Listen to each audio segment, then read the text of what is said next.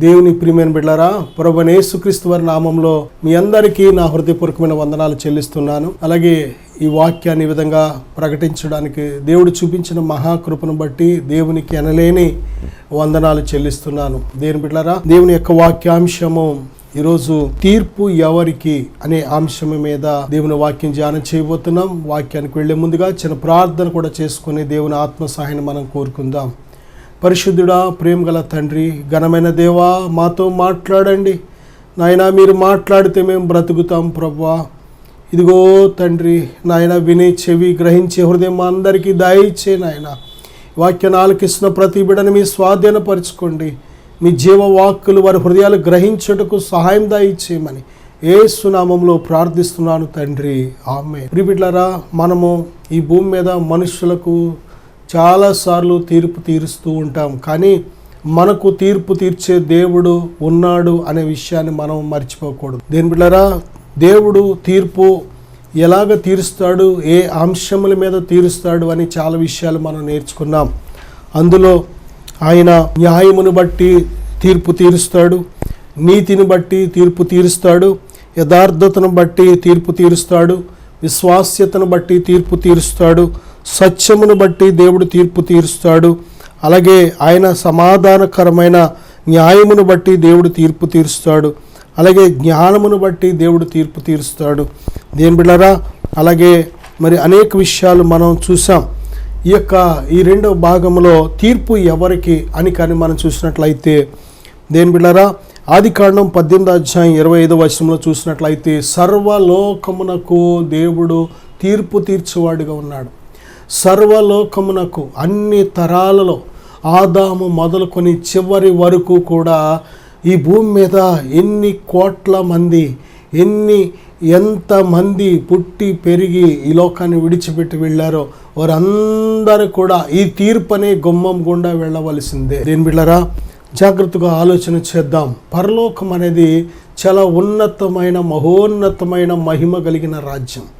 అది జీవరాజ్యం. అది నిత్య జీవము కలిగిన రాజ్యం, అంతము లేని రాజ్యం. పరలోక రాజ్యం అనేది దేని బిడ్డలారా, అది ఆత్మల రాజ్యం, అది శాశ్వతమైన రాజ్యం, అది ప్రభావము, మహిమతో కూడిన రాజ్యం. దేవుని రాజ్యంలో మరి చీకటి లేదు, దేవుని రాజ్యంలో సాతాను ఉండడు, దేవుని రాజ్యంలో రోగం ఉండదు, దేవుని రాజ్యంలో మరి ఎటువంటి కరువులు ఉండవు, దేవుని రాజ్యంలో మరణం ఉండదు, కన్నీరు ఉండదు, దేవుని రాజ్యంలో దుఃఖం ఉండదు, దేవుని రాజ్యంలో వేదన ఉండదు, దేవుని రాజ్యంలో దొంగలు ఉండరు, దేవుని రాజ్యంలో మోసగాండ్రు ఉండరు, దేవుని రాజ్యంలో మరి ఎటువంటి అపవిత్రులు ఉండరు, దేవుని రాజ్యములో కన్నీరు ఉండదు, దుఃఖం ఉండదు. దేని బిడ్డలారా, దేవుని రాజ్యము మరి నిత్యము కూడా సంతోషముతో, సమాధానముతో, పరిశుద్ధాత్మ యందలి ఆనందముతో కూడి ఉండేది దేవుని రాజ్యం. దేవుని రాజ్యము మాటలతో కాదు, శక్తితో ఉందని బైబిల్ చెబుతుంది. దేవుని రాజ్యములో ఈ లోకంలో జరుగుతున్నట్లు వివాహాలు ఉండవు. ఈ లోకంలో అన్నదమ్ములు, అక్క చెల్లెలు, భార్య భర్త, ఈ బంధాలు పరలోకంలో ఉండవు. ఈ భూమి మీద రక్త సంబంధాన్ని బట్టి, వివాహ సంబంధాన్ని బట్టి ఈ లోకంలో మరి బంధువులుగా, మరి కుటుంబస్తులుగా పిలువబడుతూ ఉంటారు. కానీ పరలోకములో కుటుంబాలు ఇలాగ ఉండవు. ఇక్కడ నీ భర్తను మిక్కిలి ప్రేమించవచ్చు, కానీ ఆయన రక్షించబడకపోతే నీ భర్త దేవుని రాజ్యం రాకపోవచ్చు. ఇక్కడ నీ భార్యను నీవు మిక్కిలి ప్రేమించవచ్చు, కానీ ఆమె రక్షణ పొందకపోతే దేవుని రాజ్యం ఎంత మాత్రమూ చేరలేదు. ఇక్కడ నీ బిడ్డలను నువ్వు ఎంతగానో ప్రేమించి పరిచర్య సేవ చేయవచ్చు తండ్రిగా, తల్లిగా, కానీ వారు రక్షణ పొందకపోతే దేవుని రాజ్యం చేరలేరు వారు. ఇక్కడ నీ తల్లి, తండ్రి, నువ్వు ఎంతో వారిని ప్రేమించవచ్చు, పరిచర్య చేయవచ్చు, కానీ దేని బిడ్డ వారు రక్షించబడకపోతే దేవుని రాజ్యం ఎంత మాత్రమో చేరలేదు. పరలోక రాజ్యంలో వివాహాలు ఉండవు. పరలోక రాజ్యంలో ఇటువంటి బంధుత్వాలు ఉండవు. ప్రియబిడ్డలారా, కనుక పరలోక రాజ్యానికి అధిపతి దేవుడే. పరలోకపు రాజు ప్రభువైన యేసుక్రీస్తు వారు ఆ గుమ్మం గుండా వెళ్ళాలి అంటే, పరలోక రాజ్యానికి ఎంట్రన్స్ గుమ్మం గుండా మనం వెళ్ళాలి అంటే తప్పనిసరిగా దేవుని రాజ్యానికి అర్హతలు ఏంటనేది ఒక భాగంలో మనం చూసాం. దేని బిడ్డలారా, మీరు ఇంకా ఈ వర్తమానాలు మరొకసారి వినాలని ఆశపడినట్లయితే ప్రతి వర్తమానం కూడా యూట్యూబ్లో కూడా మరి అప్లోడ్ చేయడం జరుగుతుంది.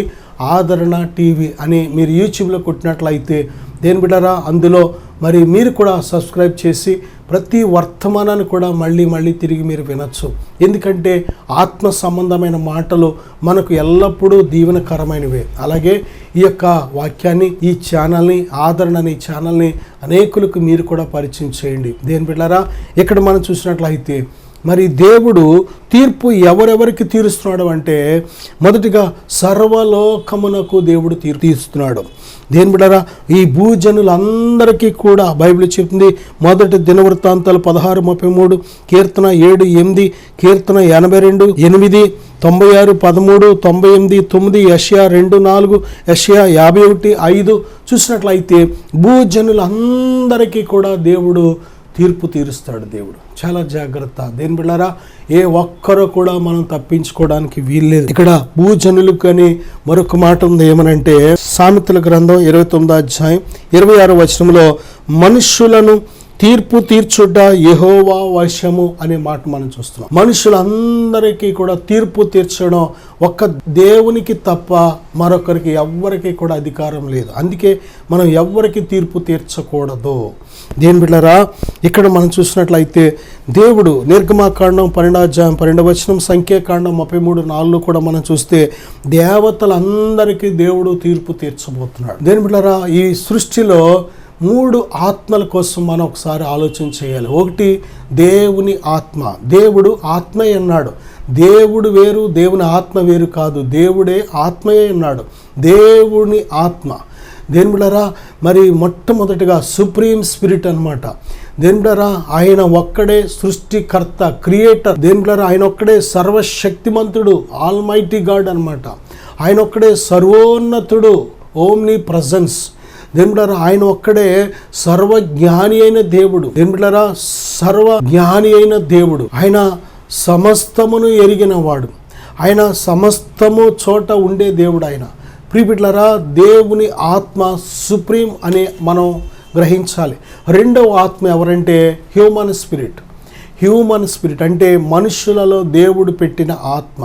ప్రతి మనిషిలో ఆత్మ ఉన్నది. ప్రియబిడ్డలారా ఈ ఆత్మే దేవుడు ఇష్టపడుతున్నాడు. ఈ ఆత్మను రక్షించడానికే మానవుడు ఈ లోకానికి వచ్చాడు. ఈ ఆత్మ నశించిపోవడం దేవునికి ఇష్టం లేదు. శరీరం కేవలం నిష్ప్రయోజనం, కానీ ఆత్మయే జీవింప చేయుచున్నది కనుక ఆత్మను రక్షించడానికి దేవుడు వచ్చాడు. నీ ఆత్మ రక్షించబడితే ఆటోమేటిక్గా నీ శరీరం రక్షించబడుతుంది. నీ ఆత్మ ఆరోగ్యంగా ఉంటే ఆటోమేటిక్గా నీ శరీరం ఆరోగ్యంగా ఉంటూ ఉంటుంది.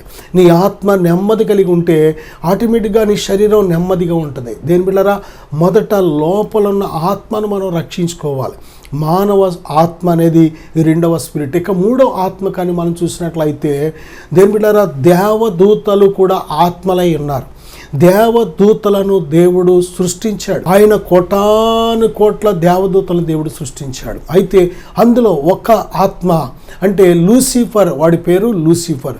వాడు దేవుని మీద తిరుగుబాటు చేసి వాడి కింద ఇంకను సైన్య సమూహాలను దేవుడు వాడికి అప్పగించాడు.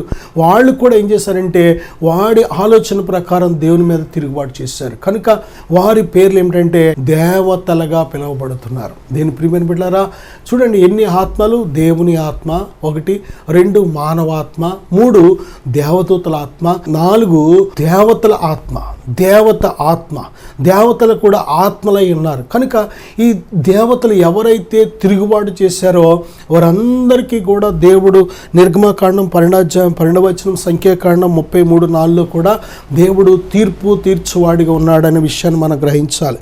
దేని బిడ్డలారా అలాగే యోబు గ్రంథం 21:22 అలాగే కీర్తన 67:3 కూడా పరలోకవాసులకు ఆయన తీర్పు తీర్చును. పరలోకంలో అంటే దేవదూతలకు కూడా. దేని బిడ్డలారా దేవదూతలకు కూడా దేవుడు తీర్పు తీర్చేవాడిగా ఉన్నాడు. దేవదూతల్లో కూడా మరి ఆయన లోటులు పొరపాట్లు ఆయన కనుగొంటున్నాడు. అంటే మనుషులమైన మనము మట్టి ఘట్టాల్లో ఉన్న మనలో కూడా తప్పనిసరిగా ఎన్నో బలహీనతలు కనబడుతూ ఉంటాయి, కానీ దేవుడు జ్ఞాపం చేసుకున్నాడు. అందుకే 119 కీర్తన ఏమనుందంటే విసరి వెళ్ళి మరలి రాని గాలి వంటి వారు అని ఆయన జ్ఞాపం చేసుకున్నాడు. దేని బిడ్డలారా మనము నిజమే విసరి వెళ్ళి మరల రాని వారమని దేవుడు జ్ఞాపం చేసుకున్నాడు. మట్టి ఘట్టాలమని దేవుడు జ్ఞాపం చేసుకున్నాడు. దేని బిడ్డారా, దేవుడు నిజముగా ఆయన మనలో ఉన్న ఆ బలహీనతలను బట్టి ఒకవేళ తీర్పులోకి నడిపిస్తే ఏ నరుడు కూడా రక్షణ పొందలేడు. అందుకే ప్రభుని యేసుక్రీస్తు ద్వారా మనలందరినీ దేవుడు ఉచితంగా రక్షిస్తున్నాడు. ప్రభుని యేసునందు విశ్వాసం ఉంచడం ద్వారా మాత్రమే మనం రక్షించబడుతున్నాం, మన ఆత్మలు రక్షించబడుతున్నాయి. నా సహోదరుడా, సహోదరి, ఈ యొక్క దేవతలకు కూడా దేవుడు తీర్పు తీరుస్తున్నాడు, అలాగే దేవదూతలకు కూడా దేవుడు తీర్పు తీరుస్తున్నాడు. దేని బిడ్డారా, చూడండి కీర్తనల గ్రంథం 9:8, 98:9, యెషయా 26:9, అలాగే యోహాను సువార్త 12:31, ఇంకా అనేక వచనాలు మనకి పరిశుద్ధ బైబిల్ గ్రంథంలో మనం చూడగలం. ఏమిటంటే లోకమునకు దేవుడు తీర్పు తీర్చబోతున్నాడు. ఈ లోకము అంటే దేవుడు మనుషులే. లోకం అంటే ఒక చక్కటి సామెత ఉంది మనకి, లోకం అంటే మట్టి కాదో ఈ మనుషులని. దేవుడు లోకం అంటే మనుషులే. కానీ ఈ లోకానికి ఉన్న ప్రత్యేకత ఏంటంటే దేని బిడ్డలారా, ఇది దేవునిని ఎరుగదు. దేవుడు ఈ లోకంలోనికి వచ్చాడు, కానీ లోకము ఆయనను గ్రహించలేదు. ఆయనను ఎందరు గ్రహించలేదో, తెలుసుకోలేదో వారందరూ కూడా లోకం అనే పేరు పెట్టబడింది. ప్రియబిడ్డలారా, దేవునిని ఎరిగిన వారికి ఏమని పేరు పెట్టబడింది అంటే విశ్వాసులు అని పేరు పెట్టబడింది. దేవుని ఎరిగిన బిడ్డలో మాత్రమే దేవుని యందు భయభక్తులు నిలుపుతారు, వారు భక్తులని పేరు పెట్టబడింది. దేని బిడ్డలారా, దేవునిని ఎరుగని వాడు ఆయన యందు విశ్వాసం ఉంచలేదు కనుక అవిశ్వాసులు అని పేరు పెట్టబడింది. కనుక ఈ డిఫరెన్స్ అనేది మనం గ్రహించాలి. యోహాను సువార్త 15 ప్రభు ఏమంటున్నారంటే, మిమ్మల్ని నేను లోకంలో నుండి ఏర్పరుచుకున్నాను, ఈ లోకంలో నుండి నేను మిమ్మల్ని పిలుచుకున్నాను అంటున్నాడు దేవుడు. అంతేకాదు, ఈ లోకం మిమ్మల్ని ద్వేషిస్తుంది, ఈ లోకం మిమ్మల్ని హింసిస్తుంది, ఈ లోకం మిమ్మల్ని అనేక రకాలుగా మీ మీద విరోధంగా ప్రవర్తిస్తుందని ఎందుకు లోకం కోసం దేవుడు చెబుతున్నాడు అంటే, ఈ లోకము ఆయనను ఎరుగలేదు కనుక, ఆయనను ఎరిగిన పిల్లలను కూడా ఈ లోకం ఎరుగలేదు. ఆయనను ఈ లోకం తెలుసుకోలేదు కనుక దేవునిని తెలుసుకున్న మనలను కూడా ఈ లోకం తెలుసుకోలేదు. ఈ లోకం దేవునిని గుర్తుపట్టలేదు కనుక ఆయనను గుర్తుపట్టిన మనలను కూడా ఈ లోకం గుర్తుపట్టలేదు. దేని బిడ్డలారా, ప్రభుని యేసుక్రీస్తు వారు ఆయన పంపించిన పరిశుద్ధాత్మ కూడా యోహాను సువార్త 14 మనం చూసినట్లయితే లోకము ఆయనను ఎరుగదు, ఆయనను చూడదు కనుక ఆయనను పొందనేరదు. పరిశుద్ధాత్ముడు వారిని ప్రేరేపిస్తూ ఉంటాడు. ఏమని? ఇదిగో పాపమును గూర్చి ఆయన ఇది పాపమని ఒప్పింప చేస్తూ ఉంటాడు, తీర్పును గూర్చి ఒప్పింప చేస్తూ ఉంటాడు, నీతిని గూర్చి ఒప్పింప చేస్తూ ఉంటాడు. కానీ లోకము అది ఆయన చేస్తున్నాడనే విషయం కూడా గ్రహించదు. అందుకే లోకము ఆయనను పొందనేరదు. ప్రభుని యేసును రక్షకుడిగా అంగీకరించినట్లయితే వారు వెంటనే గ్రహించి ప్రభు వాగ్దానం చేసిన ఆత్మను వారు పొందుకుంటారు. కానీ దేవుని ప్రభువుని ఎప్పుడైతే వారు గ్రహించలేదో ఆ పరిశుద్ధ ఆత్మను కూడా వారు గ్రహించరు, అందుకే వారు పొందుకోలేరు. కానీ మనం ఎప్పుడైతే ప్రభుని యేసుక్రీస్తు వారిని గ్రహించామో ఆయన మనకు వాగ్దానం చేశారు, ఇదిగో నేను తండ్రిని వేడుకొందును, మీ యొద్ద ఎల్లప్పుడూ ఉండుటకై ఆయన వేరొక ఆదరణకర్తను మీ యొద్దకు పంపించును అని ప్రభు వాగ్దానం చేసిన ఆ పరిశుద్ధాత్మను దేవుడు మనకు పరిచయం చేశారు కనుక పరిశుద్ధాత్మను మనం పొందుకొని ప్రభువులో మనం సాగగలుగుతున్నాం. దేని ప్రియబిడ్డలారా, ఇక్కడ మనం చూసినట్లయితే అన్యజనులకు దేవుడు తీర్పు తీరుస్తున్నాడు. ఎందుకంటే దేవుడు ఒక్కడే కనుక, పరలోకానికి భూలోకానికి సమస్త సృష్టికి దేవుడు ఒక్కడే కనుక దేవుడు అన్యజనులకు కూడా దేవుడు ఒక దినాన తీర్పు తీర్చబోతున్నాడు.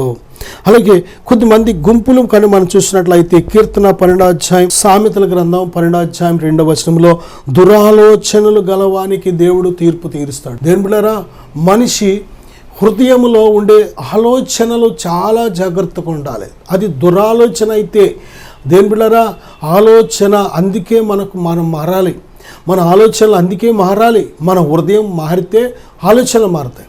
హృదయం మారకుండా ఆలోచన మారదు. హృదయం ఎప్పుడైతే చెడిపోయిందో, చెడుతనంతో ఉంటుందో, చెడుని ప్రేమించి చెడుని ఇష్టపడి చెడుని జరిగిస్తూ ఉంటుందో ఆలోచనలు అన్నీ కూడా దురాలోచనలు వస్తూ ఉంటాయి.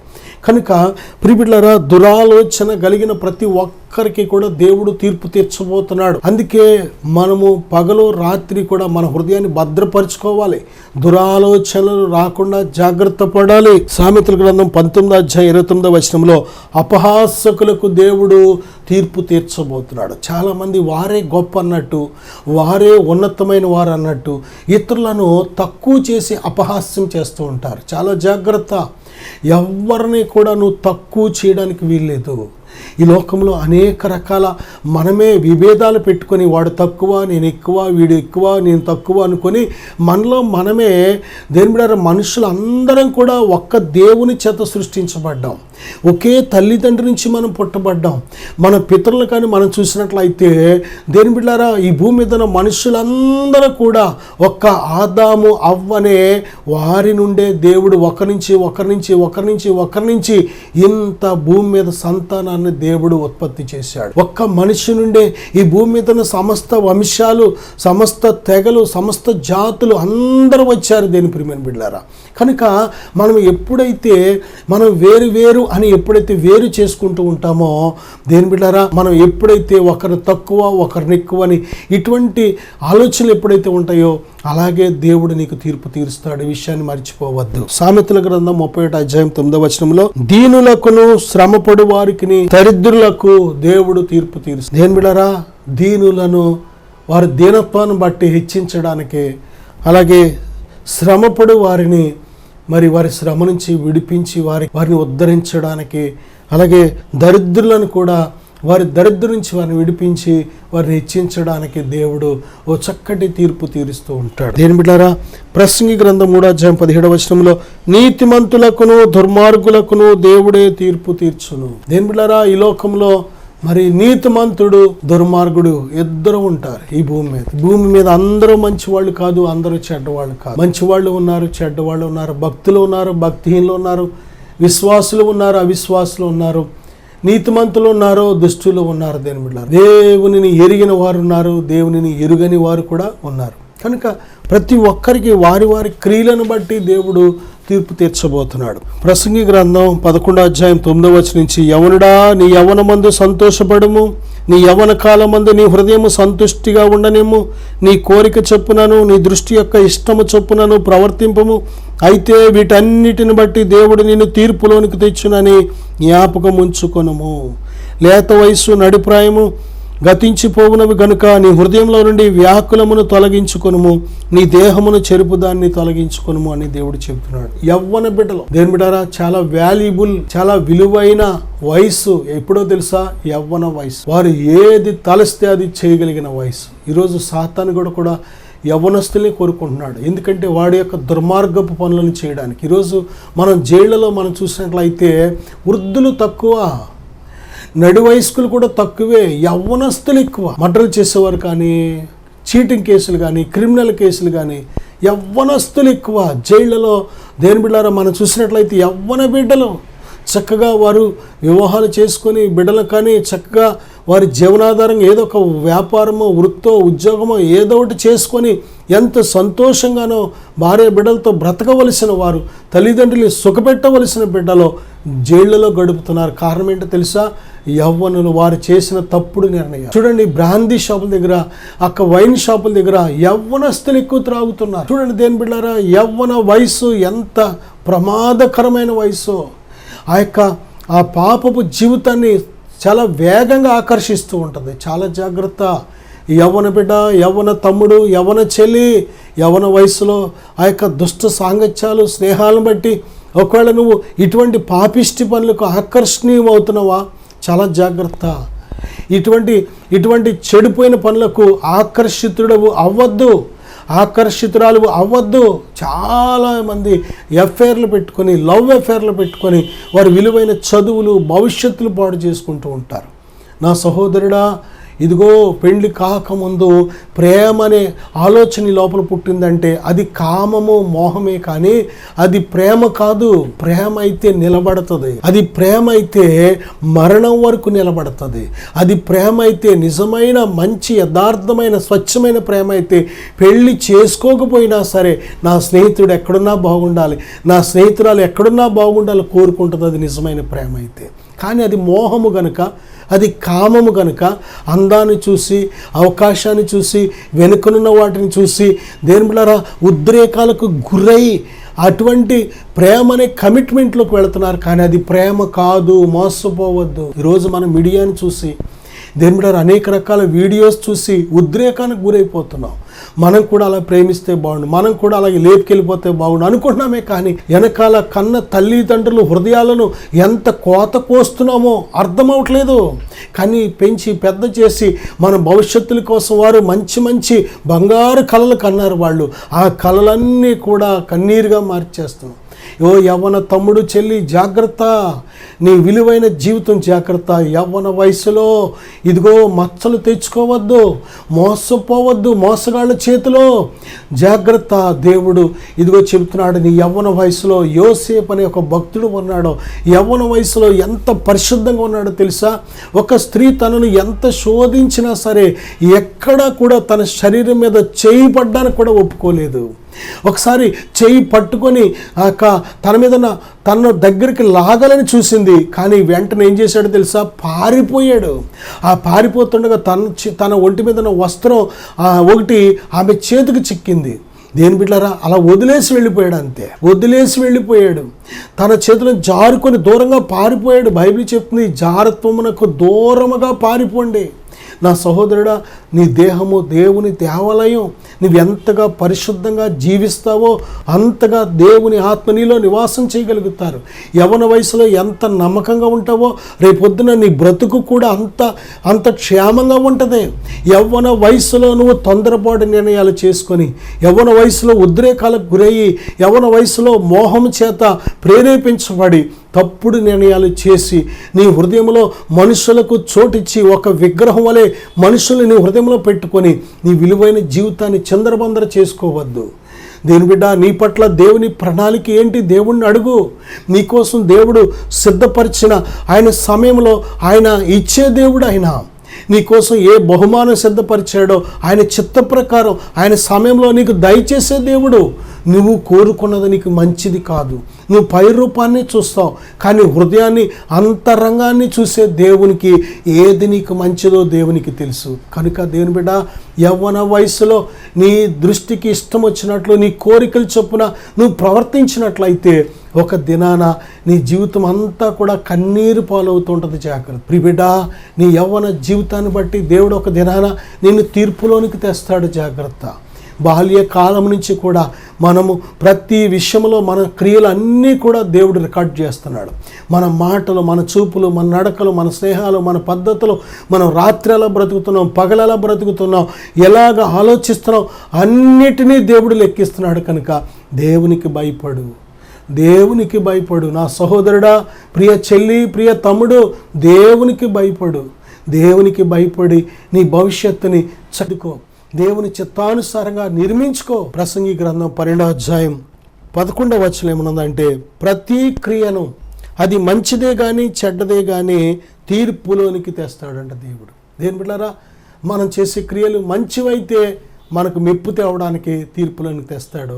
అవి చెడ్డవైతే శిక్షను అమలు చేయడానికి తీర్పులోనికి తెస్తాడు. కాబట్టి మంచి క్రియల చెడ్డ క్రియల, ఒకవేళ చెడ్డ క్రియలైతే మార్చుకుందాం, మంచి క్రియలుగా మార్చుకుందాం. దేవుని చేత గొప్ప మెప్పు, గొప్ప జీతం, గొప్ప బహుమానం పొందుకోవాలంటే ఇప్పటి వరకు ఒకవేళ దేవునికి ఆయాస్కరమైన క్రియలు ఉంటే వాటిని విడిచిపెట్టి మన క్రియలను మనం సరిదిద్దుకుందాం. యోహాను సువార్త 3వ అధ్యాయం 18వ వచనంలో, దేవుని అద్వితీయ కుమారుని నామమందు విశ్వాసముంచని వారికి, దేవుని బిడ్డలారా, దేవుని యందు దేవుడు పంపించిన తన అద్వితీయ కుమారుని యందు విశ్వాసముంచిన వాడు తీర్పులో నుంచి జీవంలోనికి దాటి ఉన్నాడు, మరణములో నుంచి నిత్య జీవాన్ని పొందుకొని ఉన్నాడు.